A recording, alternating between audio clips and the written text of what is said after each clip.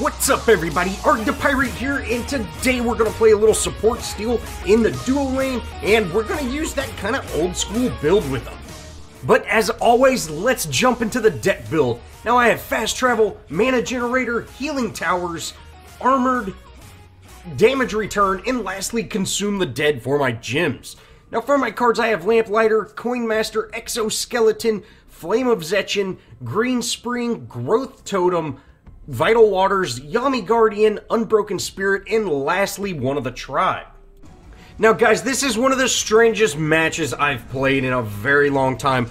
I'm not exactly sure what happened, but Chimera ended up going mid lane, and I don't know if this is by design or what exactly is going on. I'm very confused by this, and I guess I'd like to kind of take a second to talk about, when you've got those recommended position heroes, there really are a few positions that those heroes very much strive in. For example, Steel is a great support and he's a great solo laner. He's not quite as good in the jungle as some of the other heroes, but he still can have an impact in the jungle. The thing is, he's very good at being a support with that shield.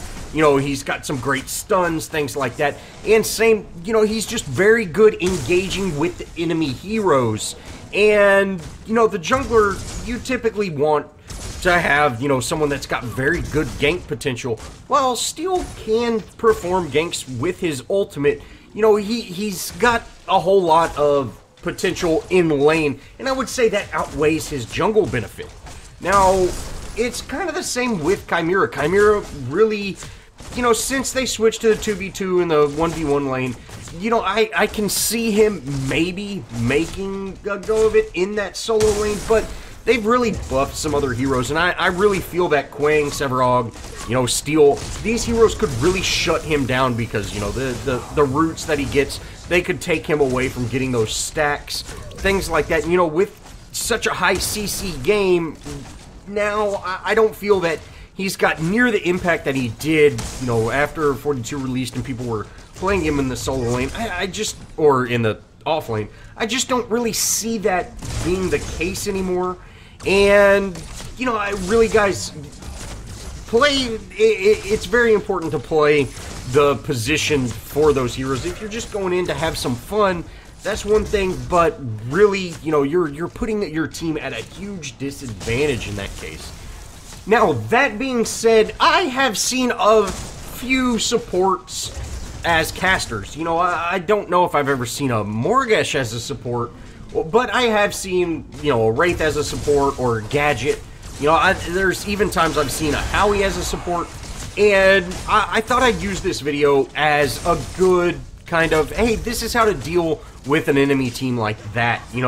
It's kind of tricky to deal with that range, having two ranged heroes, that can be very tricky, especially if the caster is building something like Font where they get their, they're going to come online just naturally once they hit level 5, 6, and start getting stacks on those damage dealing abilities. So, it can be pretty tricky to deal with that, and so I kind of wanted to show this video off and show ways I'm dealing with that. Now, I am Steel, and Morgesh is a pretty decent counter to Steel. If she hits me with that sticky bomb or, whatever the name of the little poison thing is. If she hits me with that, it's going to be very tough for me to, maintain that ability armor. And, and then Wraith's got great poke that's on a fairly short cooldown. So I am, my Obliterate armor can be taken away from me very, very quickly. So really, you want to just play very safe. Wait till you come online. When you hit level 5, get your ultimate, that's when you're going to be able to flip this fight, because you're designed not to have farm. The casters are designed to have farm, so you are going to have a huge advantage over those heroes. And you just have to get to that point. Let them bully you. Let them push you back. Don't worry about that. And you can see my ADC left me. I'm going to go ahead and secure those last hits. But again, I'm not pushing the lane, guys. I want to stay close to my tower. And that's absolutely huge with having two casters in this lane. Or, really an ADC and a caster. But just play safe, guys, and once you come online, once you get your ultimate, you'll be able to flip this fight and just completely dominate the enemy team. But getting to that point, getting that ultimate online, getting to where you have the advantage is absolutely huge. And, you know, don't push the lane, which unfortunately Durango's pushing this lane. Don't push that lane, guys. Let it stay in the back.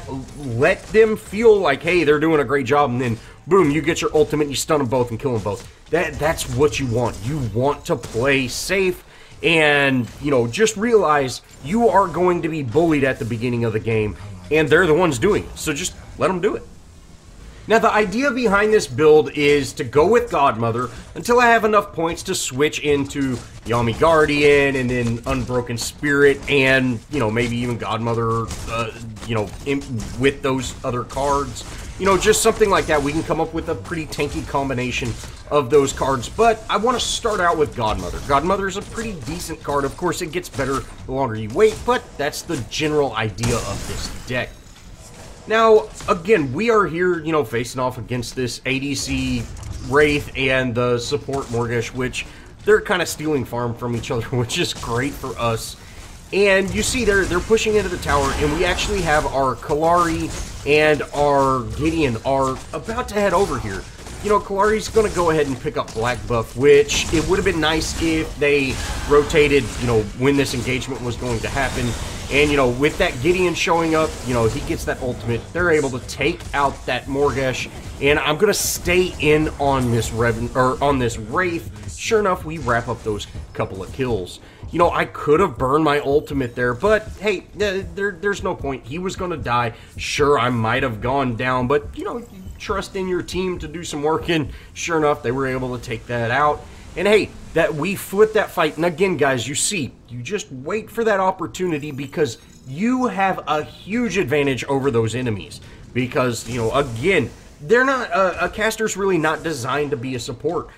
Although they do go up in level with, you know, damage when they go up in level. And, you know, at level 8, their main damage attack still hits pretty hard. But you're designed to be at a disadvantage. So they're putting themselves at a disadvantage, and that's absolutely huge. Now, I'm going to go ahead and steal that green buff from Rampage. I don't want him coming under tower with green buff. And, you know, hey, we take that away from him, and we're just going to wait for the enemy team to push back to us. And again, guys, here we go. You know, I've hit level 5, and, you know, I'm just waiting for the opportunity. You can see I'm getting ready with my ultimate. Wraith pushes up. We got him. You know, Wraith is a goner. Got a couple of stuns on him. He's gone. Morgish has nothing. She can do nothing to stop that. You know, she can damage us, but, you know, I mean, she can do nothing. And sure enough, we're able to get an awesome double kill on them. You know, and again, guys, I go for kills. You know, when I know an enemy's going to die, I try not to take that kill. But, you know, Wraith our Durango might have died there. And I'm going to stay in on that, you know, secure that kill. He's going to still get his farm from, you know, having that assist. I would like him to get the kill, but I'm going to make sure that kill happens. Now, I go ahead and throw a ward down, and we're able to go in on this tower a little bit. Wraith shows up, and guys, Wraith can rewind you back into the tower. So, you know, when Wraith shows up, it's a very dangerous situation. I'm just going to dip out. And, you know, hey, that was a decent play, especially with that Rampage rotating over like that. You know, he goes ahead and hits me with a rock while I was backing, and, you know, hey, just shrug it off. We're gonna, again, back to base. We go ahead and pick up Vital Waters and Coinmaster. We throw on some more wards, and, you know, hey, we're off to a decent start. Now, one thing in this deck, again, guys, when I'm filming the deck build, sometimes I click cards off and I don't have Flame on, which I highly recommend putting Flame on. You know, I think I've done that twice now. But I highly recommend putting Flame on. Now, I get a lot of people going, hey, man, you don't use Flame enough. You know, you should be stacking it up, this and that. And, guys, I really use Flame for securing Fangtooth, and I also use it for the attack speed. I don't really use it to get, you know, 2,000 damage so we can one-shot Prime. I take Flame off, you know, as soon as I can. I just have it on as a filter card because it does give you some decent attack speed. But if you're constantly leveling it up, you're going to have to wait till it's off of cooldown to actually go for Fang. And if you just save it, you know, sure, it's not going to do as much damage. You know, 500-600 damage is a lot, though. But, you know, it's not going to be just a huge amount of damage. But that's all about picking the time and place to go for Fang. But again, if you constantly level it up, you know, every time it's off a cooldown, if you use it, let's say 10 seconds after you use it, hey, you get a double kill, it's time to go for Fang. Well, you don't have a way to secure that Fang. You know, and sure, you just got a double kill, that's a good time to go for Fang because you don't have to worry about rotation. But the whole point of Flame is to secure those side objectives. And again, if you're not able to, that's not that great of a deal.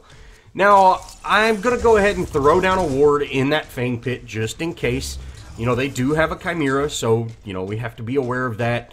And they haven't been pushing that lane back towards us near as fast as I thought. You know, we have some big rotation in mid, but our Durango's pushing up pretty far by himself. So I'm going to go ahead and stick with Durango. And, you know, I'll go ahead and just dive this more Keshin. You know, we're able to take her out, guys. You know, and again, that's it. I'm playing the position that, you know, I'm kind of scaled to be at a card disadvantage, and she is not. Now, I see Wraith head over, and guys instantly go in on him. You know, like let's make it happen, and I'm gonna dive him. You know, I've got my farm. You know, I've got Vital Waters on, and I'm pretty tanky. And sure enough, we're able to take him out as well.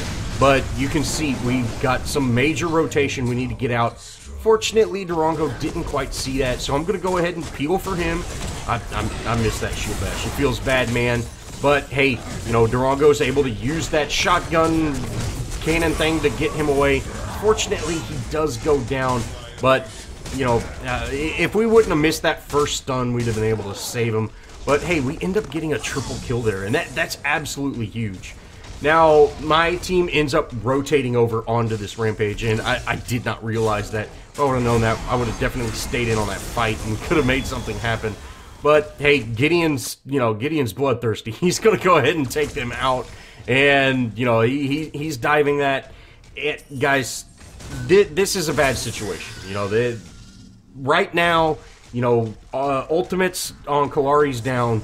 You know, I'm very low on mana. You know, there's no point in staying in that. And you see, Gideon got a great triple ultimate, but no one's there to follow up on that.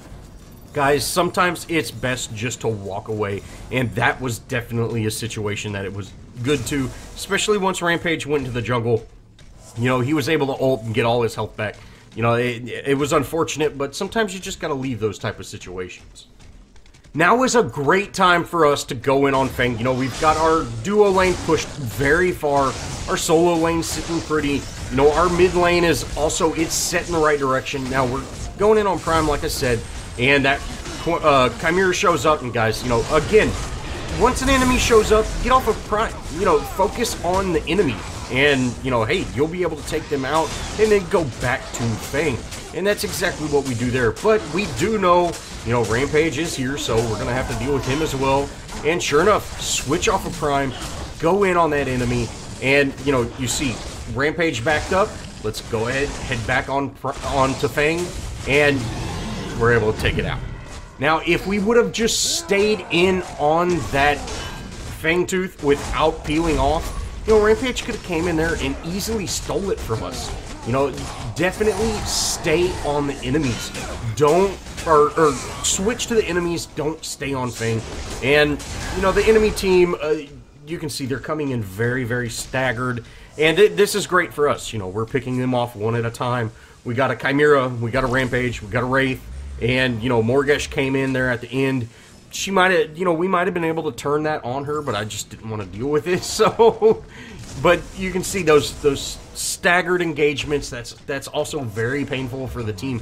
You know, the enemy team is definitely a little uncoordinated, and I'm not saying we're doing all that much better, but since we are playing, you know, kind of the roles, the positions that we should be, we are at a, you know, pretty decent advantage.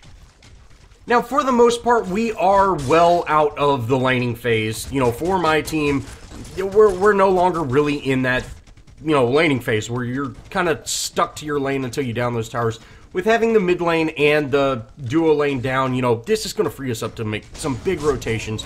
Now, we go ahead and ult this steal right after he ults, and guys, the enemy that ults second is always the one that wins, Like, anytime Gideon ults, the second Gideon always wins, that's just how it is.